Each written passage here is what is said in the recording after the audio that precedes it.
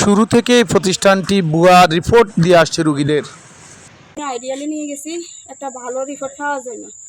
সেখানে নেওয়ার পরে হেরা রক্ত পরীক্ষা করছে, আলট্রা করছে। আলট্রা করার পরে হেরা আমার রিপোর্ট দিছে 8 সপ্তাহের বাচ্চা আছে, বাচ্চার হার্টবিট আসছে এবং ডেলিভারি ডেট পর্যন্ত দিয়ে দিছে।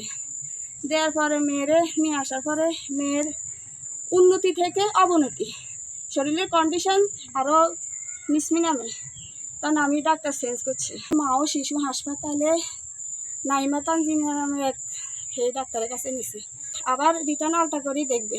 আমাদের রিপোর্ট দিছে 8 সপ্তাহের বাচ্চা, হার্টবিট আসছে, এরা বাচ্চা ফেলো কই।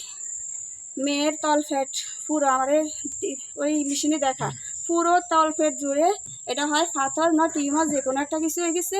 আমি লক্ষ্মীপুর চলে যাই। লক্ষ্মীপুরের রায়পুর উপজেলার আইডিয়াল মেডিকেল সার্ভিসেস নামের একটি প্যাথোলজি শুরু থেকেই রোগীদের সাথে প্রতারণা করে আসছে। ভুয়া মন গড়া বা পুরনো কাগজপত্র ঘেঁটে, এমনকি রোগীর মুখের কথা শুনে আন্দাজে প্যাথোলজিক্যাল রিপোর্ট দিয়ে বিপদের দিকে ঠেলে দিচ্ছে অসহায় রোগীদের। অদূর ভবিষ্যতে আর কারো যেন এমন ক্ষতি না করে। এই ডাক্তারে আলট্রা করছে, উনিও যেন সাবরিনা, উনিও যেন কখনো কাউকে এরকম ভুয়া রিপোর্ট না দেয়, কারণে এইরকম হয়রানি যাতে না করে। সাংবাদিকের উপস্থিতি টের পেয়ে পালিয়ে যায় সাবরিনা। ভুয়া রিপোর্ট দিয়ে রোগীদের কাছ থেকে মোটা অঙ্কের টাকা হাতিয়ে নিচ্ছে, সর্বশান্ত করছে রোগীর আত্মীয় স্বজনদের। রায়পুর উপজেলার দক্ষিণ কারোয়া গ্রামের মেয়ে মাইমুনা পেট ব্যথা নিয়ে আইডিয়ালে গেলে তারা আলট্রা রিপোর্ট প্রদান করে 8 সপ্তাহের বাচ্চা, হার্টবিট, এমনকি সম্ভাব্য ডেলিভারি রিপোর্টও উল্লেখ করে সনোলজিস্ট চিকিৎসক সাবরিনা ইসলাম।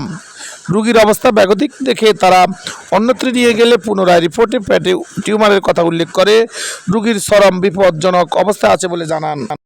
বলা হোক এটা ম্যাডাম আসুন, ম্যাডামের সাথে কথা বলে তারপর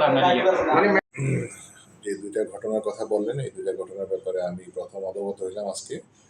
তো এটা অবশ্যই দুঃখজনক।